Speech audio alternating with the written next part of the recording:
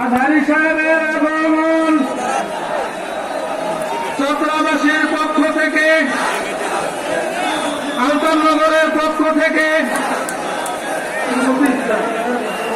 আলতানগরের পক্ষ থেকে আজহারী সাহেবের আগমন, আজহারী সাহেবের আগমন।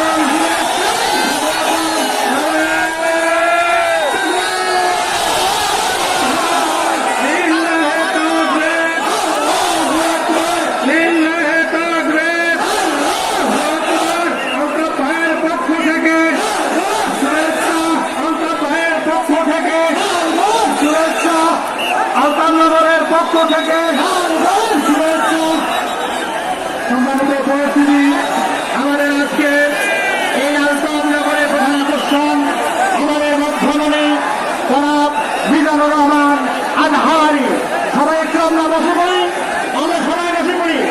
তার সঙ্গে সবাই শান্তি শৃঙ্খলা রক্ষা ভাইয়ের চেষ্টা অবস্থান করছি। আপনারা নিজ নিজ দায়িত্ব পালন করার জন্য। রংপুরবাসীরা ভালো আছেন তো সবাই? শুনেছি এটা নাকি প্রধানমন্ত্রীর শ্বশুর বাড়ি, এইটাই এই পীরগঞ্জ থানায়। আলহামদুলিল্লাহ। আপনারা মাহফিল শুনতে আসছেন কয়টার দিকে? কালকে রাতে আসছে ভোর 5টায়। ভোর 5টায়, ফজরের সময়। কালকে রাতে ফজরে আসছে। গত রাতেও আসছেন? গত রাতে এসে বসে আছেন কারা কারা দেখি? সামনে সব লোক। আল্লাহ আল্লাহ আল্লাহ, আমার ভাইদেরকে তুমি কবুল করো। আমিন।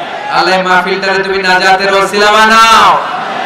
এই পীরগঞ্জের ময়দানে আমরা যেভাবে একসাথে বসলাম, আল্লাহ তোমার জান্নাতের জন্য আমরা একসাথে থাকতে পারি তুমি কবুল করে নাও, পড়েন আমিন।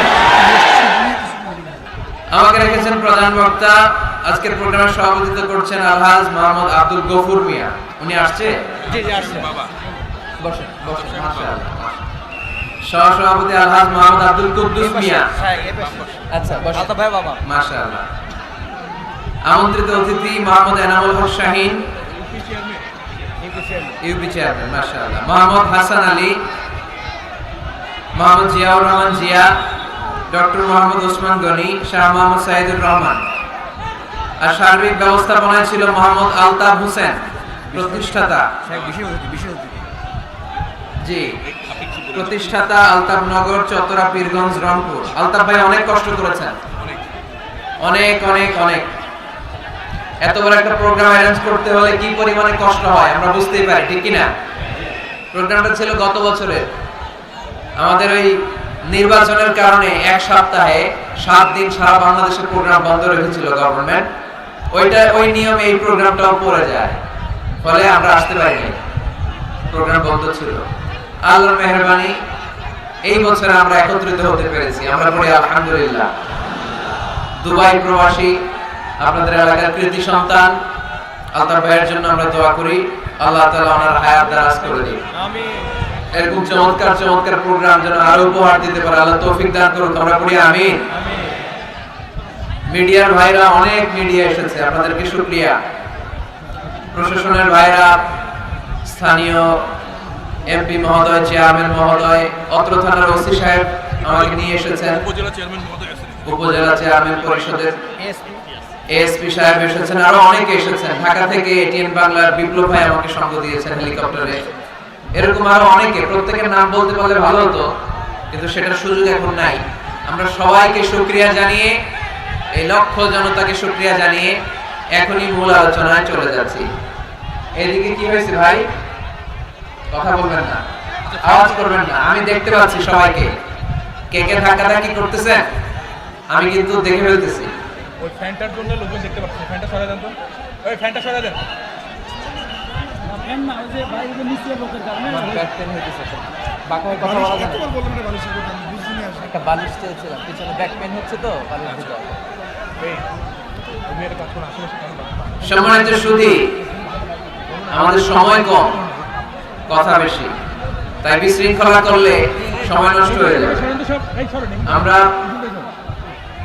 সময় ক্ষেপণ না করে মূল আলোচনায় চলে যেতে চাই। আল্লাহ তাআলা মানব জাতির হেদায়েতের জন্য এই কিতাবটাকে নাযিল করেছেন। এই কিতাবটার নাম কি বলেন তো? সবাই বলতে হবে, কিতাবটার নাম কোরআন। এই কোরআনে কোনো ভুল আছে? কোনো সন্দেহ আছে? কোনো সংশয় আছে? মানব জাতির হেদায়েতের জন্য এই কিতাবটা নাজিল করেছে কে? আল্লাহ বলছেন যালিকাল কিতাব লা রাইবা ফি হুদাল লিল মুত্তাকিন। এটা এমন কিতাব যে কিতাবে কোনো বানাতে চাই, কোরআনকে আমরা সাথী বানাতে চাই, প্রতিদিন আমরা কোরআন তেলাওয়াত করতে চাই, কোরআনের শিক্ষাগুলো আমরা ধারণ করতে চাই, কারণ কোরআন আমাদেরকে সঠিক জীবন দর্শন শিক্ষা দেয়, ঠিক কি না?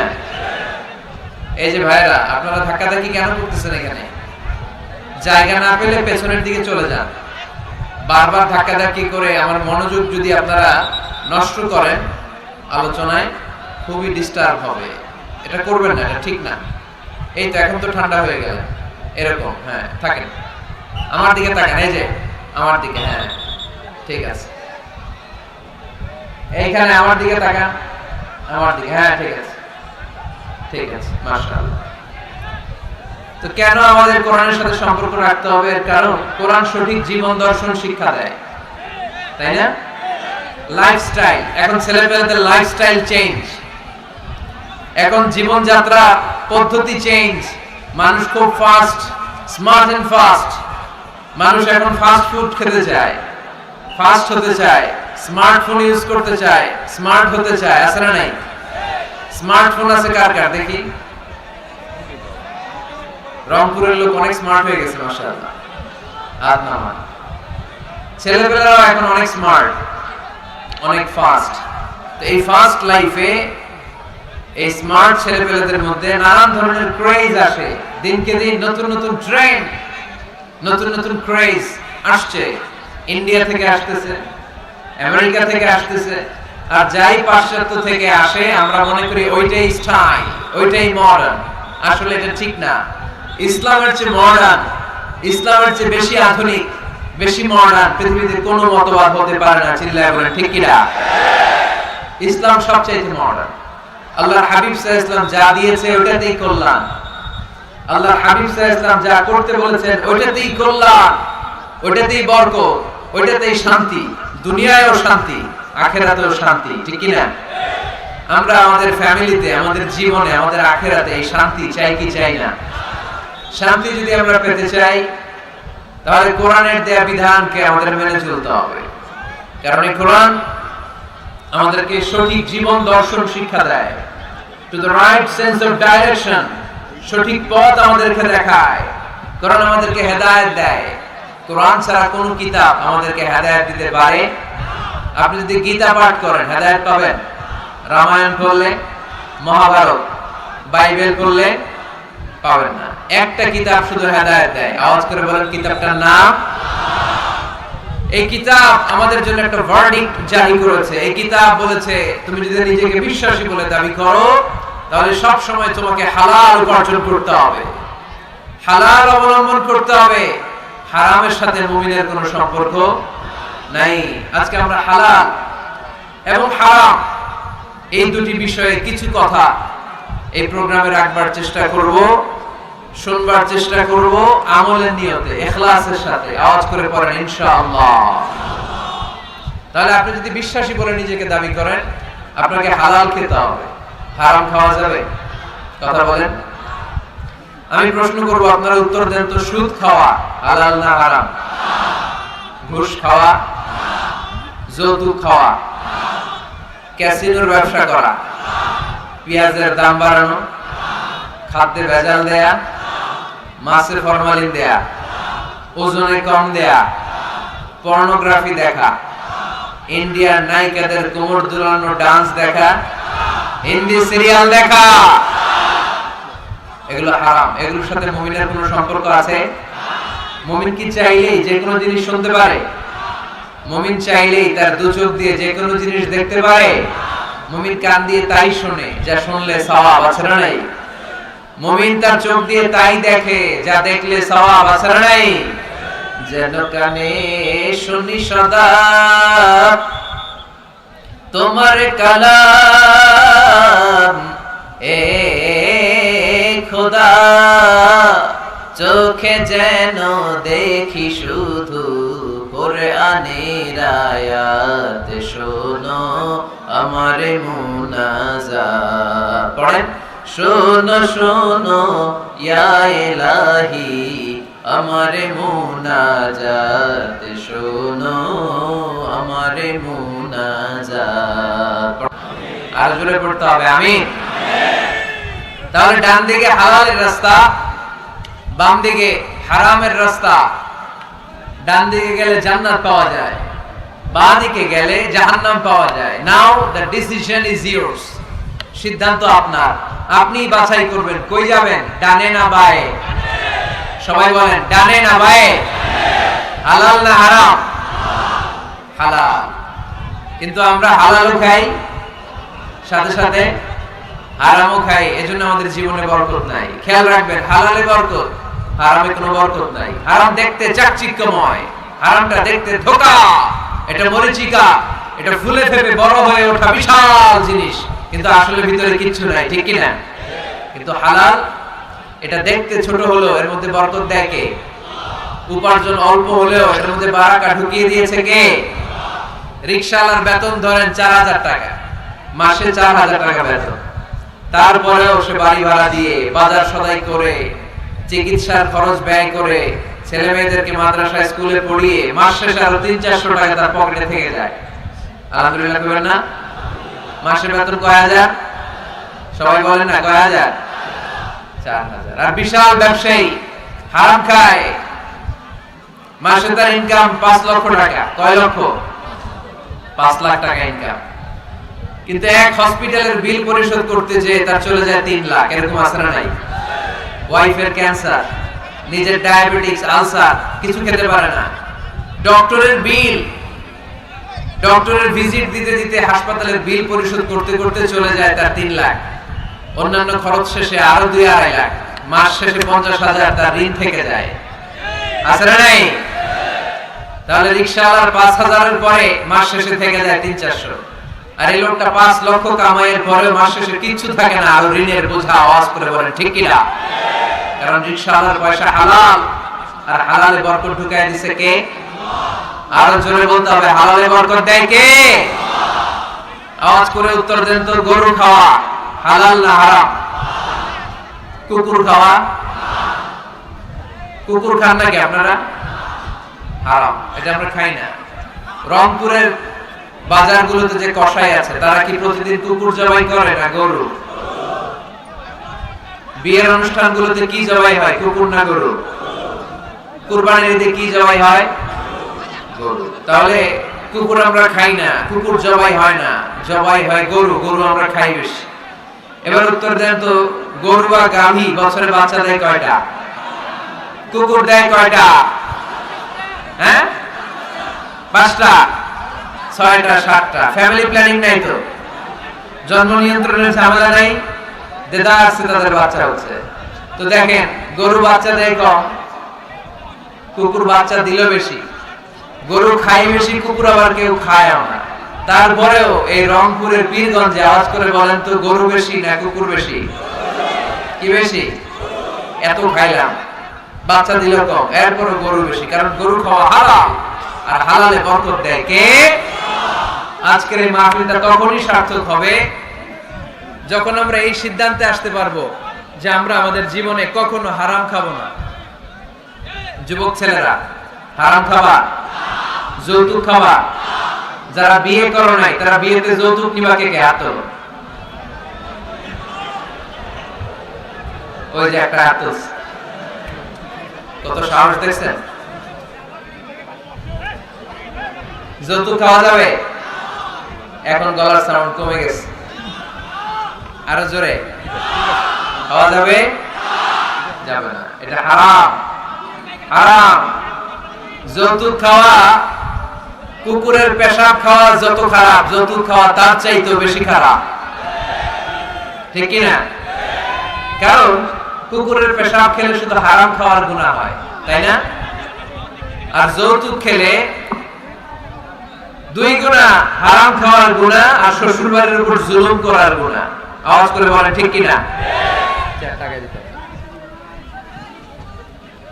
বাস বাস বাস তো এজন্য মুমিনের সাথে হারামের কোনো সম্পর্ক নাই। আমরা আমাদের জীবনটাকে হালাল দিয়ে সাজাতে চাই। রাজি আছেন তো? সবাই রাজি? যারা এখনো বিয়ে করে নাই হাত তোলো। আওয়াজ করে এই প্যান্ডেল কাঁপিয়ে আল্লাহর একটা ডাক দাও, বলো আল্লাহ। আরো জোরে, হে আল্লাহ। হাত তুলে ওয়াদা করলাম আমার বিয়েতে 1 টাকাও যৌতুক খাবো না। তুমি তৌফিক দাও, আমিন। আরো জোরে আমিন। মাশাআল্লাহ। পীরগঞ্জে আর যৌতুক খুঁজে পাওয়া যাবে না। মেয়ের বাবাদেরকে বলি, যৌতুক চাইলেই ধরবেন এটা। যে আজারি হুজুরের মাহফিলে তুমি কিন্তু হাত তুলে ওয়াদা করছো যৌতুক খাবো না। যৌতুকের সাথে আমাদের কোনো সম্পর্ক। যৌতুককে আমরা ঝাড়ু পেটা করে সমাজ থেকে বিদায় করতে চাই। আওয়াজ করে বলে ঠিক কিনা? তাহলে মুমিনদের সম্পর্ক শুধু হালালের সাথে, কিসের সাথে? হারামের সাথে মুমিনের কোনো সম্পর্ক। এজন্য রব্বুল আলামিন বলেন, ইয়া আইয়ুহান নাসু কুলু মিম্মা ফিল আরদি হালালান তাইয়্যিবা ওয়া লা তাত্তাবিউ খুতুওয়াতিশ শাইতান ইন্নাহু লাকুম আদুউম মুবিন। ও মানুষেরা শোনো শোনো, খবরদার হারাম খেও না। জমিনে যেটা আমি পবিত্র বানিয়েছি, যেটাকে আমি হালাল বানিয়েছি, ওইটা খাও। হালালে বরকত দিয়েছে কে? আর খবরদার শয়তানের পদাঙ্ক অনুসরণ করো না। শয়তান তোমাদের প্রকাশ্য দুশমন। ঠিক কি না?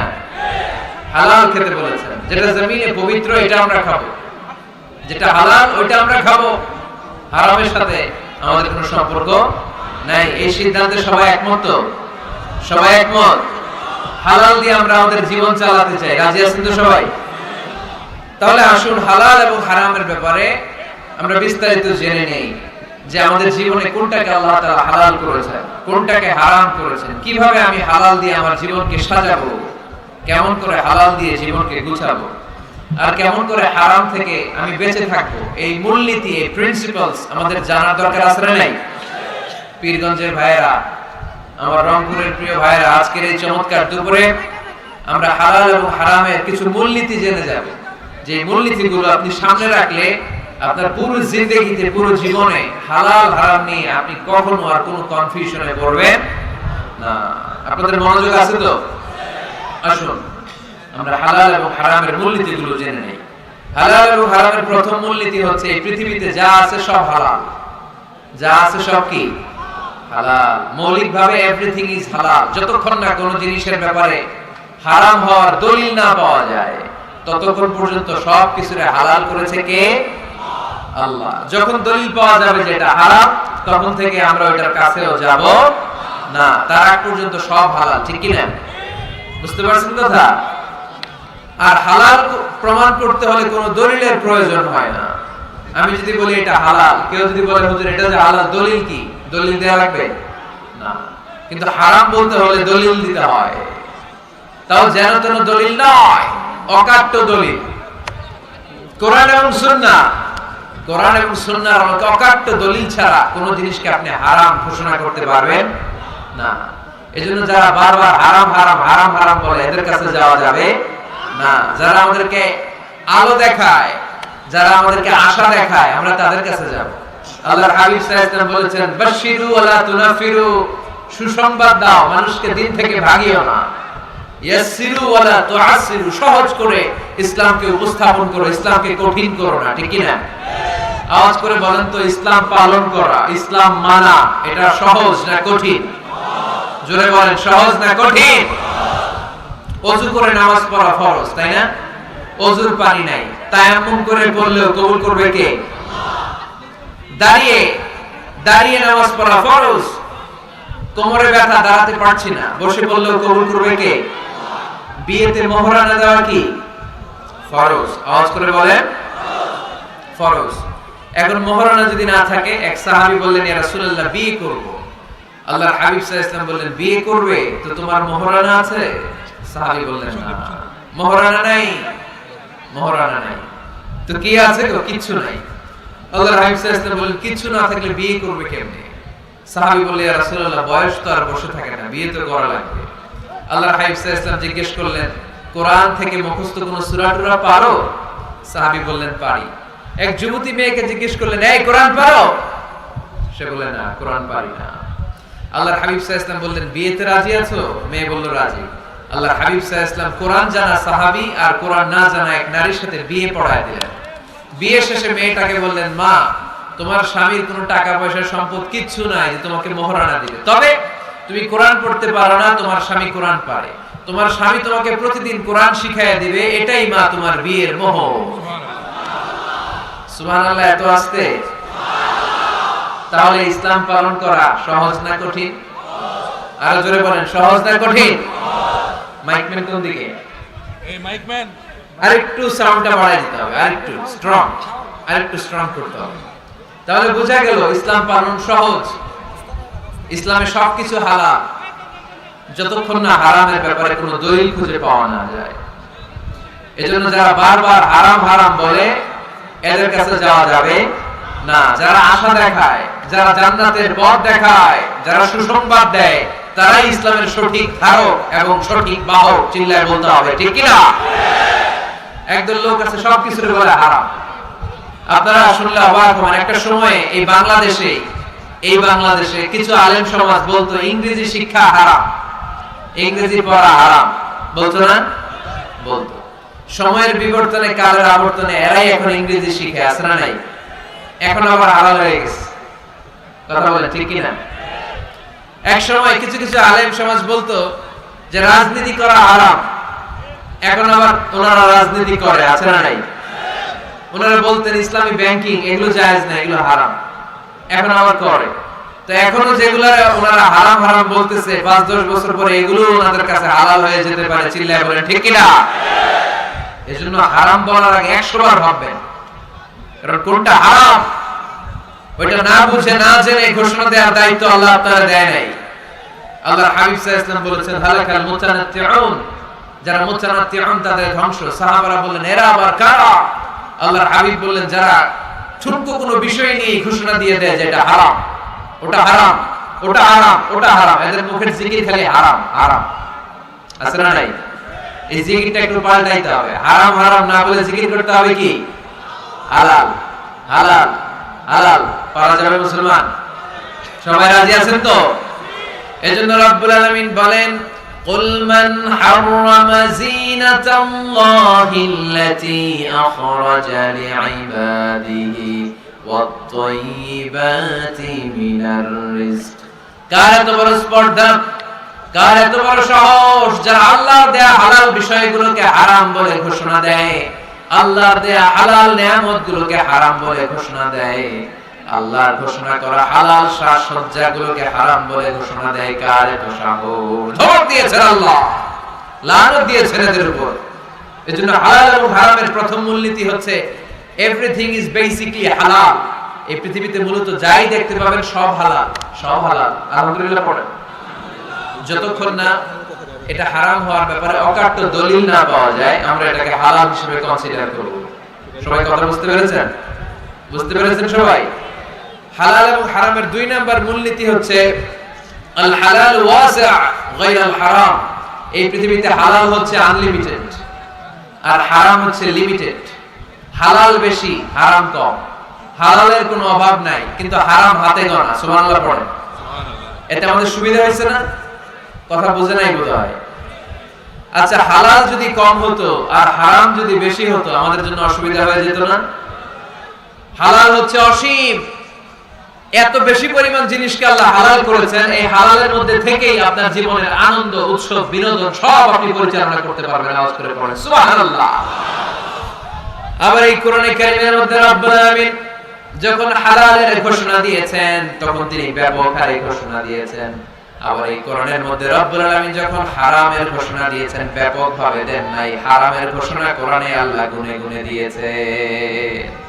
সুবহানাল্লাহ পড়েন।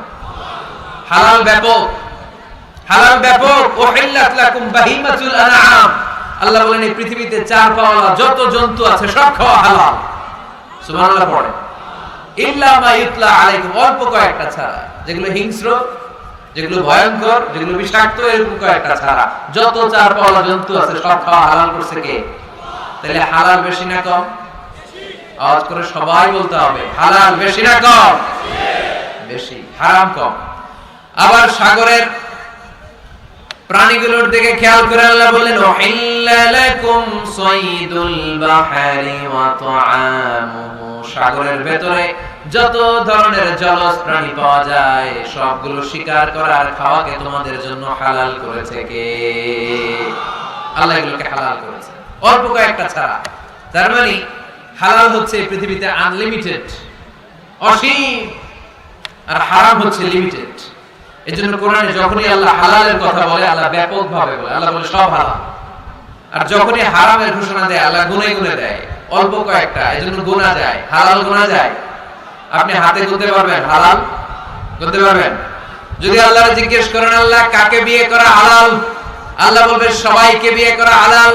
বাংলাদেশের মেয়েকে বিয়ে করা হালাল, রংপুরের মেয়েদেরকে বিয়ে করা হালাল, চাঁদপুরের মেয়েদেরকে বিয়ে করা হালাল, চট্টগ্রামের মেয়েদেরকে বিয়ে করা হালাল, ওই কাশ্মীরের মেয়েদেরকে বিয়ে করা হালাল, সৌদি আরবের মেয়েদেরকে বিয়ে করা হালাল, সাদা চামড়ার মেয়েদেরকে বিয়ে করা হালাল, কালো চামড়ার মেয়েদেরকে বিয়ে করা হালাল, খাটো মেয়েদেরকে বিয়ে করা হালাল, লম্বা মেয়েদেরকে বিয়ে করা হালাল। হালালের কোনো শেষ নাই, ঠিক কি না? কিন্তু যখনই বলবে কাকে বিয়ে করা হারাম তখন আল্লাহ গুনে গুনে বলে। আল্লাহ বলেন, হুররিমাত আলাইকুম উম্মাহাতুকুম ওয়া বানাতুকুম ওয়া আখাওয়াতুকুম ওয়া আম্মাতুকুম ওয়া খালাতুকুম ওয়া বানাতুল আখি ওয়া বানাতুল উখত। চিল্লায়ে পড়েন আল্লাহু আকবার। যখনই জিজ্ঞেস করি আল্লাহ তাআলা বলেন কাদেরকে বিয়ে করা হারাম, আল্লাহ বলেন মাকে বিয়ে করা হারাম, কন্যাকে বিয়ে করা হারাম, নিজের বোনকে বিয়ে করা হারাম, ফুফুকে বিয়ে করা হারাম, আপন খালাকে বিয়ে করা হারাম, ভাতিজিকে বিয়ে করা হারাম, নিজের ভাগ্নিকে বিয়ে করা হারাম। এরকম 14 জন নারীকে বিয়ে করা হারাম করেছে কে? মাত্র 14 জন। মাত্র কয়জন? আর জায়েজ কয়জন? হাজার হাজার, লক্ষ লক্ষ, কোটি কোটি। সুবহানাল্লাহ পড়ে। আবার যখন কাদেরকে, কোন পশুগুলোকে খাওয়া হালাল, আল্লাহ বলেন সব হালাল। যখন জিজ্ঞেস করলাম আল্লাহ কোন পশুগুলো খাওয়া হারাম, আল্লাহ বলেন হুররিমাত আলাইকুমুল মাইতাতু ওয়াদ-দামু ওয়া লাহমুল খিনজির। আল্লাহ বললেন রক্ত খাওয়া হারাম, শূকর খাওয়া হারাম, কুকুর খাওয়া হারাম, দেব দেবীর নামে বলি দেয়া যে প্রাণীগুলো আছে এগুলো খাওয়া হারাম। জোরে বলুন ঠিক কি না? তার মানে হালাল গোনা যায় কিন্তু হারাম গোনা যায়? হালাল অনেক, হারাম সীমিত। তার মানে আল্লাহ তাআলা হালালকে অসীম করে আর হারামকে সসীম করে আমাদের জন্য সুবিধা করে দিয়েছেন। চিল্লায়ে পড়তে হবে আল্লাহু আকবার। হালাল এবং হারামের 3 নাম্বার মূলনীতি হচ্ছে ইসলাম কোন জিনিসকে হারাম ঘোষণা দিয়ে চুপ করে বসে থাকে নাই, সাথে সাথে কোনটা হালাল ওই রাস্তা দেখিয়েছে। সুবহানাল্লাহ পড়েন। যেমন সুদ খাওয়া, আওয়াজ করে বলেন হালাল না হারাম? আমরা বললাম আল্লাহ সুদ যদি হারাম হয় তাহলে হালাল কোনটা? আল্লাহ বলেন সুদ হারাম কিন্তু ব্যবসা করা হালাল। ওয়া আল্লাহুল বাইআ ওয়া হারামার রিবা। আমি সুদকে করেছি হারাম আর ব্যবসাকে করে দিয়েছি তোমাদের জন্য হালাল। চিল্লায়ে পড়ে সুবহানাল্লাহ। মানুষের রিজিকের 10 ভাগের 9 ভাগ আসে ব্যবসা থেকে। আল্লাহর হাবিব সাল্লাল্লাহু আলাইহি ওয়াসাল্লাম নিজেও ব্যবসায়ী ছিলেন। আত-তাজিরা সাদুক আল-আমিন মা'আন নাবিয়্যিন ওয়াস সিদ্দীকিন ওয়াস শুহাদা'i ওয়াস সালিহিন। সত্যবাদী আমানতদার ব্যবসায়ী, তাদের হাসর হবে কিয়ামতের ময়দানে নবীদের সাথে, শহীদদের সাথে, আল্লাহর ওলিদের সাথে। চিল্লায়ে পড়েন আল্লাহু আকবার। এজন্য ইসলাম যখন কোন জিনিসকে হারাম বলে মুখের মধ্যে তালা লাগিয়ে ইসলাম বসে থাকে না, সাথে সাথেই বিকল্প একটা রাস্তা ইসলাম দেখিয়ে দেয়। সুবহানাল্লাহ। ইসলাম যখনই বলল সুদ খাওয়া হারাম, সাথে সাথে ইসলাম বলে ব্যবসা করা হালাল। ইসলাম যখনই বলে জিনা করা হারাম, পরকিয়া করা হারাম, গার্লফ্রেন্ড বয়ফ্রেন্ডের সংস্কৃতি হারাম, তখন আমরা ইসলামকে জিজ্ঞেস করলাম ইসলাম সব যদি হারাম হয় তাহলে যৌন চারণা নিবারণ করব কিভাবে? ইসলাম বলে জিনা করা হারাম, পরকিয়া হারাম, প্রেম ভালোবাসা হারাম, কিন্তু তার বিপরীতে ইসলাম বিয়েকে হালাল করে দিয়েছে। চিল্লায়ে পড়েন আল্লাহু আকবার। তার মানে শুধু হারাম বলে ইসলাম বসে থাকে না। অনেক আলেম ওলামা দেখবেন, আমি কারো নাম নিচ্ছি না, ইন জেনারেলি আমি বলছি, আই ডোন্ট স্পেসিফাই এনিমোর। আমি স্পেসিফাই করছি না। অনেকে দেখবেন বলে হাইটা হারাম, ওইটা হারাম, হারাম। তো হুজুর হালাল কোনটা ওইটা বলে, ওইটা বলতে পারে না। অল্টারনেটিভ কোন জিনিস সাজেস্ট করতে পারে না। আমি যদি বলি আপনি কিচ্ছু দেখতে পারবেন না, প্রজেক্টর দেখতে পারবেন না, মোবাইল দেখতে পারবেন না, ইউটিউব দেখতে পারবেন না, টিভি দেখতে পারবেন না, মাহফিল দেখতে পারবেন না, ইসলামিক প্রোগ্রাম দেখতে পারবেন না, হালাল ম্যাগাজিন অনুষ্ঠান দেখতে পারবেন না, কিচ্ছু দেখতে পারবেন না, কারণ ইসলামে এইটা নাই, ওইটা নাই, ওইটা নাই। লোকজন বলবে হুজুর তাহলে আমিও নাই, ঠিক কি না? সব যখন নাই আমরা অন্যগুলো নাই, ঠিক কি না? না, হারাম যেটা এটা হারাম বলেন, কিন্তু কোনটা হালাল পথ দেখায় দেয়। মানুষের জীবনে বিনোদনের দরকার আছে না নাই?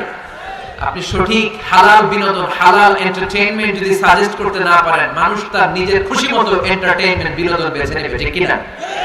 আর আপনি যদি অল্টারনেটিভ সাজেস্ট করেন যে এটা হারাম, এটা হালাল, এটা দেখো না, এটা দেখো, এই পথে যেও না, এই পথে চলো, তাহলে মানুষের জীবন চালানো সহজ হয়ে যাবে, ঠিক কি না? ইসলাম আমাদের সুবিধার জন্য এই কাজটাই করেছে। কোন জিনিসকে হারাম বলে যখন ইসলাম আমাদের সামনে উপস্থাপন করেছে, সাথে সাথে কোনটা হালাল সেটা বলে দিয়েছে। ইসলাম বলেছে ওয়ালা তাকরাবুজ জিনা, খবরদার জিনা করো না, ব্যভিচার করো না। আমরা বললাম তাহলে কি করব? আল্লাহ বলে ফানকিহু মা তাবা লাকুম মিনান নিসা মাসনা ওয়া সুলাসা ওয়া রুবা। আল্লাহ বললেন জিনা করো না, ব্যভিচার করো না, 2 2 3 3 4 4 করে যতগুলো মনে চায় বিয়ে করতে পারো। সুবহানাল্লাহ পড়েন। আল্লাহর হাবিব সাল্লাল্লাহু আলাইহি ওয়াসাল্লাম বিয়ে করেছেন অনেকগুলো, একাধিক বিয়ে করেছেন। যদি আমাদের সমাজে এই কালচারটা গড়ে ওঠে নাই, আমরা বিয়ে করলে একটাই করি, ঠিক কি না? এই স্ত্রী যদি কোনো কারণে ইন্তেকাল করে ফেলে, পৃথিবী ছেড়ে চলে যায়, তখন আরেকটা বিয়ের সুযোগ হয়, তাই না? কিন্তু আরব দেশ সহ পৃথিবীর অনেক দেশে একাধিক বিয়ে, এটা খুবই সিম্পল। আল্লাহর হাবিব সাল্লাল্লাহু আলাইহি ওয়াসাল্লাম 11টা বিয়ে করেছেন। রংপুরের ভাইরা কয়টা? সবাই বলেন, আওয়াজ করে বলেন কয়টা? স্ত্রী ছিল 11, দাসী ছিল 2টা। স্ত্রীদের সাথে আল্লাহর হাবিব সাল্লাল্লাহু আলাইহি ওয়াসাল্লাম হালাল বিনোদনে অংশগ্রহণ করতেন। রাতের বেলা মরুভূমিতে স্ত্রীদের সাথে তিনি দৌড়াদৌড়ি করতেন। আপনারা স্ত্রীদের সাথে দৌড়াদৌড়ি খেলছেন কেউ কেউ? কে কে খেলছেন দেখি? মাশাআল্লাহ, আছে তো আল্লাহর ওলি কয়েকটা। হ্যাঁ, আপনারা খেলছেন? দৌড়াদৌড়ি খেলছেন না যৌতুকের লাগে হেঁটে দৌড়ায় গেছেন? আর হেঁটে বাসাল্লাই দিতে দৌড়, এই দৌড় না। রাতের বেলা মরুভূমির ময়দানে আল্লাহর হাবিব সাল্লাল্লাহু আলাইহি ওয়াসাল্লাম আম্মা জান আয়েশা রাদিয়াল্লাহু তাআলা আনহাকে বলেন, আয়েশা চলো আমরা দৌড় দৌড় খেলি। কি খেলি? দৌড় দৌড়। ওই যে খেজুর গাছ দেখা যায়, চলো তো একটা দৌড় দেই, কে কার আগে খেজুর গাছ যে ধরতে পারে।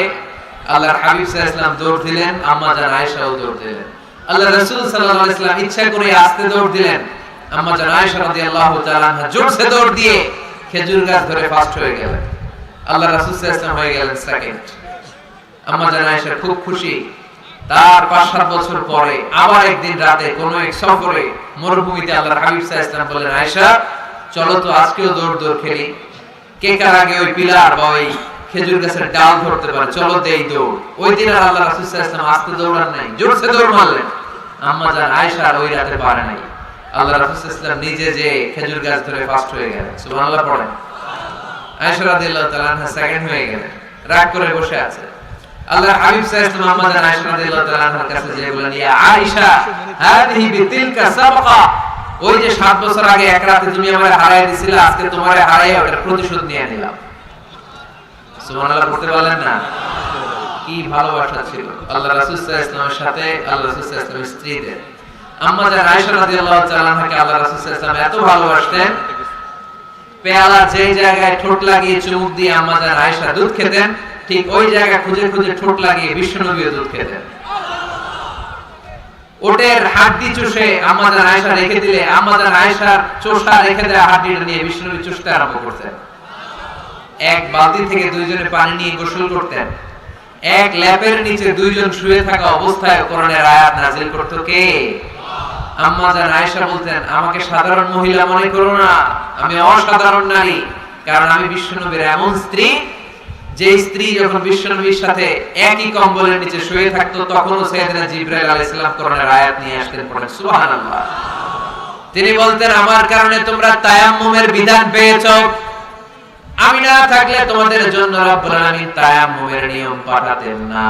আর আমার কোলে মাথা রেখে বিশ্ব নবী ওনার শেষ নিঃশ্বাস ত্যাগ করেছে। সুবহানাল্লাহ পড়েন। তাহলে স্ত্রীদের সাথে বিনোদনকে হালাল করেছে কে? আপনি স্ত্রীকে গান শোনান, সওয়াব আছে না নাই? ফুল কিনে দিলে সওয়াব আছে না নাই? স্ত্রীকে নিয়ে ঘুরতে গেলে সওয়াব আছে না নাই?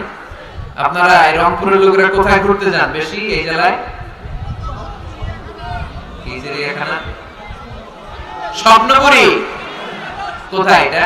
দিনাজপুরে না? কাঞ্চনজঙ্ঘাটা কোন দিকে? বামে আমাদের বাই পঞ্চগড়ে। ওইখান থেকে নাকি হিমালয়ের পাহাড় দেখা যায়। দেখছেন আপনারা? যাবেন, স্ত্রীদেরকে নিয়ে ঘুরতে যাবেন। সুযোগ হলে ওই যে আপনাদের নীলফামারীতে তো ফ্লাইট আছে সৈয়দপুর, ওখান থেকে কক্সবাজারের ফ্লাইটে চলে যাবেন, ডিরেক্ট ফ্লাইট। কক্সবাজারে নেমেই সাগর, ভাবি আর আপনি হারায় যাবেন সাগরে। সুবহানাল্লাহ, মহা খুশি। আজকে বাড়িতে গেলে ধরবে, কই বেড়াইতে নিয়ে যাবে কও, ঠিক কি না? এই ঘোরাঘুরির দরকার আছে না নাই? ইসলামটা এটা কনজাস্টেড কিছু না, আমরা এটারে খুব চাপাচাপি করে কঠিন বানায় ফেলছি। অবস্থাটা এমন, আল্লাহ ছাড় দেয় কিন্তু মাওলানা ছাড় দেয় না, ঠিক কি না? আল্লাহ মাফ করে কিন্তু হুজুররা মাফ করতে চায় না, আছে না নাই? ইসলাম সহজ, এটাকে কঠিন বানাবেন না। যখন ইসলাম কোন জিনিসকে হারাম বলে ঘোষণা দিয়েছে, সাথে সাথেই হালালের রাস্তা কোনটা ওইটাও দেখাই দিয়েছে, ঠিক কি না? ইসলাম আমাদেরকে ঘোষণা দিয়েছে ইন্নামাল খামরু ওয়াল মাইসিরু ওয়াল আনসাবু ওয়াল আজলামু রিজসুম মিন আমালিশ শাইতানি ফাজতানিবু। খবরদার, মদ খাওয়া হারাম, জুয়া খেলা হারাম, লটারি হারাম। আমরা বললাম আল্লাহ, মদ যদি হারাম হয় হালাল কিছু আছে নাকি? আল্লাহ বললেন মদ তোমাদের জন্য আমি আল্লাহ হারাম করেছি, মধু খাওয়া তোমাদের জন্য হালাল করেছি। সাইবেরিয়ান যে এলাকাগুলো, স্ক্যান্ডিনেভিয়ান কান্ট্রিজ, নরওয়ে সহ আশেপাশের দেশগুলোতে প্রচন্ড শীত, এরা মদ না খেলে বেঁচে থাকতেই পারে না, কারণ মদ খেলে শরীর গরম হয়। আল্লাহ বলে মদকে আমি হারাম করেছি, কিন্তু মদের চেয়েও বেশি গরম করে শরীর মধু। মদ হারাম কিন্তু মধুকে করেছে হালাল, মধু খাওয়া শরীর এমনি গরম হয়ে যাবে। চিল্লায় পড়ে সুবহানাল্লাহ। তাহলে যেখানেই হারাম তার পাশাপাশি হালালের একটা সুন্দর রাস্তা আছে না নাই? বিশ্বনবী বললেন বুইস্তু আন উকাসসিরাল মাযামির, ঢোল বাদ্য বাঁশি হারমোনিয়াম গিটার এগুলোকে ভেঙে মাটির সাথে গড়িয়ে দেওয়ার জন্য আমি এসেছি, কোনো ঢোল বাজানো যাবে না। আমরা বললাম আল্লাহ, ঢোল যদি বাজানো না যায় আমাদের ইসলামী নাশিদগুলো আমরা কি দিয়ে গাবো? আল্লাহ বললেন ঢোলকে আমি করে দিয়েছি হারাম, কিন্তু দফ বাজানো করে দিয়েছি হালাল। ঢোল হারাম কিন্তু দফ হালাল। ঢোলের দুই দিকে আটকানো, বাজারে ঢোল বাজারে বাঁশি, মারলেই খালি ডান্স দিতে মনে চায়, আছে না নাই? কিন্তু দফ এটা হালাল, একদিক আটকানো আরেক দিক খোলা। আল্লাহ রাসূল সাল্লাল্লাহু আলাইহি ওয়াসাল্লাম মক্কা থেকে যখন মদিনায় হিজরতে গেলেন, মদিনায় এরকম হাজার হাজার নারী পুরুষ আবাল বৃদ্ধ বনিতা দফ হাতে নিয়ে বিশ্বনবীকে ওয়েলকাম সং গেয়ে বিশ্বনবীকে বলতে লাগলো, তালাআল বাদরু আলাইনা মিন সানিয়াতিল ওয়াদা ওয়াজাবা শুকরু আলাইনা মাদাআ লিল্লাহি দা أيها المبعوث فينا جئت من أمر المطاع جئت شرفت المدينة مرحبا يا خير داع طلع البدر علينا من ثنيات الوداع وجب الشكر علينا مدعا لله داع চিল্লায় পড়তে হবে আল্লাহু আকবার। এই যে নাশিদটা আমরা গাইলাম, এটা হালাল না হারাম? সাথে যদি দফও থাকতো, দফ বাজায় গাইলেও এটা হালাল না হারাম? হালাল, কারণ আল্লাহ ঢোলকে হারাম করেছেন, তার বিপরীতে দফকে হালাল করেছে কে? তাহলে ইসলামের মূলনীতি আমরা জানলাম। ইসলাম কোন জিনিসকে হারাম ঘোষণা দিয়ে মুখে কুলু পেটে বসে থাকে নাই, আমাদের সমাজের জন্য কোনটা হালাল ওই রাস্তাও দেখিয়েছে। সুবহানাল্লাহ পড়ে। হালাল হারামের আরেকটা মূলনীতি হচ্ছে যে কোনো জিনিস হারাম হওয়ার পেছনে যুক্তি আছে, কারণ আছে। যুক্তি ছাড়া কোনো জিনিসকে ইসলাম হারাম করে নাই। যেটাকে ইসলাম হারাম বলে ঘোষণা করেছে আপনি দেখবেন হয়তো জিনিসটা অপবিত্র, নয়তো এটা আমাদের জন্য ক্ষতিকর, নয়তো বিষয়টা আমাদের জন্য অশ্লীল। নাম্বার 1 অপবিত্র, নাম্বার 2 হচ্ছে ক্ষতিকর, ভেরি হার্মফুল, নাম্বার 3 হচ্ছে এটা অশ্লীল। এই তিনটার কোন একটা জিনিস যদি কোনো বিষয়ে পাওয়া যায়, শুধু ওই বিষয়টাকেই ইসলাম হারাম করেছে, বাকি সব কিছুকে হালাল করেছে কে? আচ্ছা আওয়াজ করে বলেন তো, পেশাব খাওয়া হালাল না হারাম? পায়খানা খাওয়া, কুকুর খাওয়া, শুকর খাওয়া, এর কারণে এগুলো অপবিত্র, ঠিক কি না? আপনারা যদি 1 লক্ষ টাকাও দেয়, আপনি পেশাব খেতে পারবেন? কারণ এগুলো আমাদের জন্য অপবিত্র বলে ঘোষণা করেছে কে? ইউহিল্লু লাহুমুত তাইয়্যিবাত ওয়া ইউহাররিমু আলাইহিম আল খাবাইস। ইসলামের বিধান হচ্ছে যত পবিত্র জিনিস আছে সব হালাল, আর যত অপবিত্র নোংরা জিনিস আছে সব হারাম। তাহলে 1 নম্বরে হচ্ছে কোন জিনিস যদি অপবিত্র হয় সেটা হারাম, আবার কোন জিনিস যদি আমাদের জন্য ক্ষতিকর হয় সেটাও আমাদের জন্য হারাম করেছে কে? ধূমপান করা, এটা কি স্বাস্থ্যের পক্ষে ভালো না খারাপ? গলার সাউন্ড কমে আসছে। স্মোকার কিছু আছে এখানে? হ্যাঁ আছে, আছে। হ্যাঁ, পীরগঞ্জের মানুষও স্মোকিং করে। পীরগঞ্জ মানে তো এখানে সব পীর আর ওলিয়া ওলিয়া থাকে। হ্যাঁ, এখানে বিড়ি খান আপনারা? এই সিগারেট পৃথিবীতে একমাত্র খাবার যে খাবারটা টয়লেটে বসেও খাওয়া যায়, ঠিক কি না? আচ্ছা, সিগারেট বা বিড়ি ছাড়া আর কোন জিনিস কেউ টয়লেটে বসে খাইতে দেখছেন? আপনি পায়খানায় বসে ভাত খেতে পারবেন? বিরিয়ানি খেতে পারবেন? কলা খেতে পারবেন? কি খেতে পারবেন? বিড়ি খাবেন না, এটা খুব পচা জিনিস। পৃথিবীতে সিগারেটই একমাত্র খাবার বা পণ্য যে প্রোডাক্টের গায়ে প্রোডাক্টের বদনাম লেখা থাকে। ধরেন একটা চানাচুর বের হইছে, নতুন চানাচুর কোম্পানি পীরগঞ্জে, এই চানাচুরের প্যাকেটের উপরে লেখা যারাই এই চানাচুর খাবে সাথে সাথে তাদের বমি হবে আর ডায়রিয়া হবে। কিনবেন? কি করবেন? কিনবই না, বলবো তোর চানাচুর তুই খা, তোর বমি হোক, তোর 14 গোষ্ঠীর ডায়রিয়া হোক, তুই মর, ঠিক কি না? কারণ এই পণ্যের গায়ে বদনাম, আমি কিনবো কেন? দেখেন সিগারেটের উপরে লেখা স্মোকিং কজেস ক্যান্সার, ধূমপান কর্কট রোগের কারণ, ধূমপান স্বাস্থ্যের জন্য ক্ষতিকর, এটা খেলে ক্যান্সার হতে পারে, ক্যান্সার যার নেই কোনো আনসার, এটা জেনেও মানুষ খায়। এটার ভেতরে আছে নিকোটিন, চিকিৎসা বিজ্ঞানীরা বলে এটা হচ্ছে স্লো পয়জন, বিষ খাওয়া যা, ধূমপান করা তা, এটা আপনাকে শেষ করে দিবে। আপনার স্ত্রী আস্তে আস্তে আক্রান্ত হবে আপনার কন্টাক্টে আসলে, আপনার বাচ্চাদেরকে আদর করতে গেলে আপনার বাচ্চারা আক্রান্ত হবে। এই নিকোটিন তৈরি হয় টোবাকো প্ল্যান্টস থেকে, টোবাকো তামাক পাতা। পীরগঞ্জে তামাক পাতা আছে নাকি? দেখবেন তামাক পাতার বাগানে কোনো বেড়া দেয়া লাগে না, বাঁশ দেয়া লাগে না, কারণ ছাগলের মুখ দেয় না। তামাক পাতা ছাগলে খায়, গরু খায়, তো যেটা ছাগলে খায় না, যেটা গরু খাইলো না, এটা আপনি আশরাফুল মাখলুকাত হয়ে মুখে নিতে পারবেন? তাহলে সিগারেটের সাথে আমাদের কোনো সম্পর্ক। যুবক ভাইয়েরা, আজকে আমরা ওয়াদা করব কোনদিন পারতপক্ষে জীবন থাকা পর্যন্ত আমরা আর ধূমপান করব। ধূমপানকে আমরা বলে দিব নো। কি বলে দিব? সবাই একসাথে বলেন, ধূমপানকে আমরা কি বলবো? সবাই বলে নাই, খুব চালাক, খুব চালাক। আওয়াজ করে সবাই বলতে হবে, ধূমপানকে কি বলি আমরা? নো। ধূমপানের সাথে আমাদের কোনো সম্পর্ক। তাহলে এই ধূমপান করা এটা হালাল না হারাম? ইয়াবা খাওয়া, গাঁজা খাওয়া, ফেনসিডিল, এগুলো সব হারাম করেছে কে? কারণ স্বাস্থ্যকর না, এটা অস্বাস্থ্যকর, স্বাস্থ্যের পক্ষে ক্ষতিকর। তাহলে কোন জিনিস যদি অপবিত্র হয় সেটা হারাম, ক্ষতিকর হলে হারাম। নাম্বার 3 হচ্ছে ফাহিশ, অশ্লীল, অশ্লীলতা থাকলেও সেটা হারাম। আপনি যদি ইন্ডিয়ান নায়িকাদের নেকেড ভিডিও দেখেন, এটা হালাল না হারাম? এর মধ্যে অশ্লীলতা আছে না নাই? তাহলে কোনো অশ্লীল, কোনো ক্ষতিকর, কোন অপবিত্র জিনিসের সাথে মুমিনদের কোনো সম্পর্ক নাই। তারপরে হালাল এবং হারামের আরেকটা মূলনীতি হচ্ছে মুকাদ্দামাতুল হারামে হারাম। যেটা হারাম এটার সূচনাও হারাম, যেটা হারাম এটার শুরুটাও হারাম।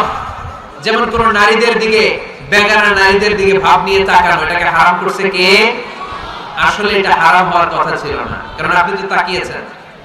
এটা হারাম হওয়ার কারণ হচ্ছে এই তাকানোটাই একটা সার্টেন পিরিয়ড শেষে আপনাকে জিনার দিকে নিয়ে যাবে, পরকীয়ার দিকে নিয়ে যাবে। হারাম প্রেম আর ভালোবাসার দিকে ডেকে নিয়ে যাবে, চিল্লায় বলেন ঠিক কিনা? কলেজ পড়ুয়া ছেলে মেয়েদের মধ্যে প্রেম ভালোবাসা কিভাবে হয় জানেন? প্রথমে চোখাচোখি, প্রথমে কি ওই যে পোলাপাইন সব হাসতেছে, ওদের কমন পড়ে গেছে। প্রথমে কি চোখাচোখি, তারপরে ইশারা, তারপরে মুচকি হাসি, তারপরে ফেসবুকের আইডি শেয়ার, তারপরে মোবাইল নাম্বার শেয়ার, তারপরে আসে বিশ্ব ভালোবাসা দিবস 14ই ফেব্রুয়ারি। আলহামদুলিল্লাহ পীরগঞ্জে এগুলা নাই, পীরগঞ্জে এগুলা আছে। আপনারা ভালোবাসা করেন, এটা কি বিশ্ব ভালোবাসা দিবস না বিশ্ব বেহায়া দিবস? এর চেয়ে বেহায়াপনা অশ্লীলতাপনা হতে পারে?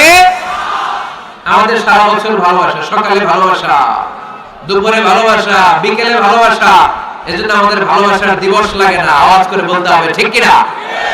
আমাদের আল্লাহর জন্য ভালোবাসা, আমাদের আছে কোরআনের জন্য ভালোবাসা, আমাদের আছে নবীর জন্য ভালোবাসা, ঠিক কিনা? রাসূল আমার ভালোবাসা, রাসূল আমার আলো আশা, রাসূল আমার প্রেম বিরহের মূল আলোচনা, রাসূল আমার কাজে কর্মের অনুপ্রেরণা, ঠিক কি না? রাসূলের ভালোবাসা আমাদের অন্তরে আছে না নাই? আছে, আমাদের সব সময় ভালোবাসা। এজন্য আমাদের দিবস টিবস লাগে না। আমরা সকালে ভালোবাসি, আমরা দুপুরে ভালোবাসি, আমরা রাতে ভালোবাসি, আমাদের 24 ঘন্টায় ভালোবাসাবাসি, ঠিক কি না? এখানে আওয়াজ করতেছেন কারা কারা দেখি? ওটা মনে করতেছেন কেন? শেষ করে দেই আলোচনা না? শেষ করে দেই, একটা সংক্ষিপ্ত মোনাজাত দিয়ে শেষ করে দেই। আর কয়েক মিনিট শুনবেন? হ্যাঁ শুনবেন, শুনবেন। তাকবীর পড়েন, লিল্লাহি তাকবীর, লিল্লাহি তাকবীর, লিল্লাহি তাকবীর। সম্মানিত ভাইরা, এই নজরটা বড্ড খারাপ, বদ নজর। আর নাজার সামুন মাসমুমুন মিন সিহামি ইবলিশ। এই নজরটা হচ্ছে ছেলেরা যে মেয়েদের দিকে তাকায়, মেয়েরা ছেলেদের দিকে তাকায়, এই অবাধ দৃষ্টি, এই লাগামহীন দৃষ্টি, এটা শয়তানের বিষ মাখানো তীরের মধ্যে থেকে ভয়ঙ্কর একটা তীর। এই তীর দিয়ে শয়তান যুবক আর যুবতীদেরকে কাবু করে ফেলে। এই তীর দিয়ে শয়তান কলেজ পড়ুয়া ছেলে আর মেয়েদেরকে ধ্বংসের পথে নিয়ে যায়। হারাম ভালোবাসা এদেরকে ডেকে নিয়ে যায়, চিল্লায় বলেন ঠিক কি না? এই যে বয়ফ্রেন্ড আর গার্লফ্রেন্ডের কালচার আগে ছিল বাংলাদেশে, কথা কয় না। এলাকায় এগুলো আছে? এলাকায় আছে এগুলা? কার কার গার্লফ্রেন্ড আছে দেখি? বিপ্লব ভাই দেখছেন কত বড় টাকায় গার্লফ্রেন্ড আছে? ওইটা হাত তোলো। সত্য স্বীকার করছে না? গার্লফ্রেন্ড না, কালকে বিয়ে করে ফেলবে হবে, পারা যাবে? হ্যাঁ, কি বাপ মা দেয় না, টাকা নাই, ছেলের বাবা মেয়ের বাবা উভয়ের বলি বিয়ে করাই দেন, বিয়ে করিয়ে দিবেন, ঠিক কিনা? ওরে আল্লাহ, মহা খুশি। বিয়ের কথা শুনে কয় ঠিক। বিয়ের চেয়ে ভালো জিনিস আছে পৃথিবীতে? ভালো জিনিস আছে? এটা জান্নাতি সম্পর্ক। এজন্য ছেলের বাবা মেয়ের বাবা বিয়েটারে সহজ করে দেন। বিয়ে না করিয়ে দিয়ে যদি ওদেরকে এইভাবে পেন্ডিং রেখে দেন, ওদের ভালোবাসার কারণে যত গুনাহ হচ্ছে, এই অবৈধ প্রেমের কারণে যত গুনাহ হচ্ছে, তার একটা পার্সেন্টেজ গুনাহ বাবা মার কাঁধে আছে না নাই? আছে। এজন্য খবরদার, এই হারাম ভালোবাসাকে, এই গার্লফ্রেন্ড এই বয়ফ্রেন্ড কালচারকে কোনো মুমিন সাপোর্ট করতে পারে না। বিয়ে করেন, আর নিকাহ মিন সুন্নতি ফামান রাগিবা আন সুন্নতি ফালাইসা মিন্নি। আল্লাহর হাবিব সাল্লাল্লাহু আলাইহি ওয়াসাল্লাম বলেন, বিয়ে আমার সুন্নাহ, যে আমার সুন্নাহ থেকে মুখ ফিরিয়ে নেয় সে কশিন কালেও আমার উম্মত হতে পারে না। এজন্য নজরটা বড় ভয়ঙ্কর, নজরটা বড় ভয়ঙ্কর। আল্লাহর হাবিব সাল্লাল্লাহু আলাইহি ওয়াসাল্লাম বললেন, মাইয়াদমান লি মা বাইনা লিহিয়াইহি ওয়া মা বাইনা রিজলাইহি আদমান লাহুল জান্নাহ। আমার কোন উম্মত যদি দুইটা অঙ্গের গ্যারান্টি আমাকে দেয়, আমি আমার ওই উম্মতকে জান্নাতের গ্যারান্টি দিয়ে দেই। এক হচ্ছে জিহ্বার গ্যারান্টি, কেউ যদি আমার নবীর গ্যারান্টি দেয় নবী আমার এই জিহ্বা দিয়ে কোনো পাপ কাজ আমি করব না, দুই হচ্ছে লজ্জাস্থানের গ্যারান্টি। আমার নবীকে যদি গ্যারান্টি দেয়া হয় নবী এই লজ্জাস্থানের পাপ আমি করব না, জিহ্বার গ্যারান্টি আর লজ্জাস্থানের গ্যারান্টি যদি কোন উম্মত আমারা দেয়, বিশ্বনবী বলেন আমি আমার সেই উম্মতকে জান্নাতের গ্যারান্টি দিয়ে দেব, জান্নাতের গ্যারান্টি দিয়ে দেব। এজন্য খবরদার, কোন হারামের সাথে আমাদের কোনো সম্পর্ক নেই, আমাদের সম্পর্ক হবে শুধু হালালের সাথে, ঠিক কি না? আপনি যদি হারাম খেয়ে জিকির করেন, এই জিকির আল্লাহর কাছে কবুল হবে? হারাম খেয়ে নামাজ পড়লে কবুল হবে? হারাম খেয়ে এতিমখানা বানালে কবুল হবে না, কারণ ইন্নাল্লাহ তাইয়্যিব লা ইয়াকবালু ইল্লা তাইয়্যিবা। আল্লাহ নিজে পবিত্র, আল্লাহ পবিত্র ছাড়া কোনো কিছুকে কবুল করে। বিশ্বনবী বললেন বাইতুল্লাহর চারিপাশে এক সাহাবা ইয়া রাব ইয়া রাব ইয়া রাব বলে কাঁদতে শুরু করে দিয়েছে। অন্যান্য সাহাবারা বলতে লাগলো এই সাহাবী সব সওয়াব নিয়ে গিয়েছে। আল্লাহর হাবিব সাল্লাল্লাহু আলাইহি ওয়াসাল্লাম বললেন ওয়া মাতা'মুহু হারাম ওয়া মালবাসুহু হারাম ওয়া মাশরাবুহু হারাম ফাআন্না ইউস্তাজাবু লাহু। আল্লাহর নবী বললেন এই লোকটা যতই কাঁদুক, যতই জিকির করুক, যত ইবাদত করুক, এই লোকটা যা খায় হারাম খায়, যা করে হারাম থেকে করে, তার কোনো দোয়া আল্লাহর কাছে কবুল হবে না। এজন্য আমরা হালাল খেতে চাই। আপনি হালাল খেলে মুস্তাজাবুদ দাওয়া। রিকশাওয়ালার পয়সার মতো কোনো হালাল পয়সা পৃথিবীতে হতে পারে? কুলিওয়ালা, ঠেলাওয়ালা, এদের পয়সার মতো হালাল পয়সা এই দুনিয়াতে হতে পারে? তাহলে মুসলমানদের স্লোগান হবে হারামের সাথে আমাদের কোনো সম্পর্ক। আমাদের সম্পর্ক কিসের সাথে? চিল্লায় বলতে হবে কিসের সাথে? আরেকটা মূলনীতি জেনে রাখবেন,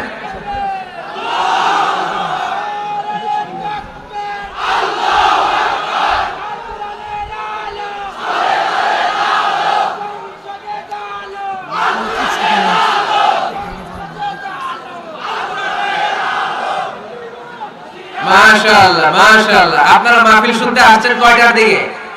কালকে রাতে আসছে ভোর 5টায়। ভোর 5টায় ফজরের সময়? কালকে রাতে ফজর আসছে। গত রাতেও আসছেন? গত রাতে এসে বসে আছেন কারা কারা দেখি? সামনে সব লোক। আল্লাহ আল্লাহ আল্লাহ, আমার ভাইদেরকে তুমি কবুল করো। আমিন। আল্লাহ মাহফিলটারে তুমি নাজাতের ওসিলা বানাও। এই পীরগঞ্জের ময়দানে আমরা যেভাবে একসাথে বসলাম, আল্লাহ তোমার জান্নাতের জন্য আমরা একসাথে থাকতে পারি তুমি কবুল করে নাও, পড়েন আমিন। হালাল এটা সবার জন্য হালাল, ঠিক কি না? হারাম সবার জন্য হারাম, ঠিক কি না? বলেন তো মিথ্যা বলা আপনার জন্য হালাল না হারাম? আমার জন্য, কাবা ঘরের ইমামের জন্য, বিশ্ব নবীর জন্য। যেটা হারাম এটা সবার জন্য হারাম, ঠিক কি না? অন্যায় করলে এটা সবার জন্য অপরাধ। এটা এমপির ছেলে করুক যেরকম অপরাধ, প্রধানমন্ত্রীর ছেলে করুক যেরকম অপরাধ, প্রেসিডেন্টের ছেলে করলে যেমন অপরাধ, রিকশাওয়ালার ছেলে করলে তেমন অপরাধ। চিল্লায় বলেন ঠিক কি না? ইসলাম বলে সবাই সমান। There is no difference between black and white, between upper and lower, between the richer section of the society and poorer section of the society. Everyone is totally equal, 100% equal, completely equal is the eyes of Islam. চিল্লায় বলেন ঠিক কি না? ইসলাম বলে সাদা কালোয় পার্থক্য নাই, ধনী গরিবে পার্থক্য নাই, নিয়ম সবার জন্য সমান। তাই আমরা হালাল অবলম্বন করতে চাই। আল্লাহর হাবিব সাল্লাল্লাহু আলাইহি ওয়াসাল্লাম সব সময় হালাল উপার্জনের জন্য দোয়া করতেন আর বলতেন আল্লাহুম্মা কফিনি বিহালালিকা আন হারামিক ওয়া আগনিনি বিফাদলিকা আম্মান সিওয়াক। আল্লাহ হারামের দিকে যেতে চাই না, তুমি আমাকে হালালের উপর অবশিষ্ট রাখো, এই হালাল দিয়ে আমার জীবনটাকে ভরপুর করে দাও। চিল্লায় পড়েন আমিন। আমরা আল্লাহ তাআলার কাছে কায়মুল বাক্যে দোয়া করি আমরা যেন হালাল দিয়ে আমাদের জীবনকে সাজাতে পারি, তুমি তৌফিক দাও। আর জোরে পড়েন আমিন। আমরা যেন হারাম থেকে যোজন যোজন কিলোমিটার দূরে থাকতে পারি, আল্লাহ তুমি তৌফিক দান করো, আমরা পড়ি আমিন। আমাদের প্রিয় আলতাফ ভাই একটা সুসংবাদ আপনাদেরকে শোনাতে চায়। উনি আপনাদের জন্য এই পীরগঞ্জে অসাধারণ ক্যালিগ্রাফির ডিজাইন দিয়ে, আর্কিটেকচারাল ডিজাইন দিয়ে একটা মসজিদ বানাতে চায়। পড়েন আলহামদুলিল্লাহ। আমি টাঙ্গাইলে আল ওয়াসাতিয়া মডেল মস্ক নামে একটা মসজিদের ঘোষণা দিয়েছে। আলোচনাটা কি আপনারা শুনেছেন? ইউটিউবে কে কে শুনছেন হাত তোলেন। মাশাআল্লাহ, সব শুনছেন। হাত নামান। তো সেখানে আমি দেখিয়েছি মসজিদ হচ্ছে মুসলিম সমাজের সামাজিক ঐক্যের কেন্দ্রবিন্দু। আমাদের মসজিদ হিন্দুদের মন্দিরের মতো নয়, আমাদের মসজিদ খ্রিস্টানদের গির্জার মতো নয়, আমাদের মসজিদ ইহুদিদের সিনাগগের মতো নয়, আমাদের মসজিদ শিখদের গুরুদুয়ারার মতো নয়, আমাদের মসজিদ আমাদের কমিউনিটি সেন্টার। চিল্লায় বলেন ঠিক কিনা? আমাদের মসজিদ আমাদের সামাজিক ঐক্যের প্রাণকেন্দ্র। এই মসজিদ থেকে বিশ্বনবী যুদ্ধ পরিচালনা করেছেন, বেকার লোকদেরকে চাকরির ব্যবস্থা করেছেন, অসহায়কে ভাতা দিয়েছেন, বিচার কার্য পরিচালনা করেছেন। বিশ্বনবীর মসজিদ ছিল বিশ্বনবীর গণভবন, এটাই ছিল বিশ্বনবীর বঙ্গভবন, এটাই ছিল বিশ্বনবীর সেক্রেটারিয়েট। চিল্লায় বলেন ঠিক কিনা? আমি আল ওয়াসাতিয়া মডেল মস্কের একটা মাস্টার প্ল্যান সেই টাঙ্গাইলে হাজার হাজার লাখ জনতার সামনে পেশ করেছে। এরপর সারা বাংলাদেশ থেকে আমার কাছে ফোন করেছে। গতকাল শেরাটন হোটেল চেনেন, হোটেল ইন্টারকন্টিনেন্টালে আমার একটা মিটিং ছিল। নারায়ণগঞ্জে অলরেডি ঘোষণা হয়ে গেছে, কিছুদিন পরে আমি মসজিদ উদ্বোধন করব। কক্সবাজারে ঘোষণা হয়েছে, সিলেটে হয়েছে, খুলনায় হয়েছে। আলহামদুলিল্লাহ কইবেন না? আপনাদের রংপুর পীরগঞ্জে এরকম একটা মডেল মসজিদ হোক, আমরা চাই কি চাই না? আমাদের মসজিদের দুয়ার সবার জন্য খোলা। চিল্লায় বলেন ঠিক কিনা? যুবকরা মসজিদ মুখী হতে চায় না, কারণ তাদের জন্য অ্যাক্টিভিটি রাখি নাই।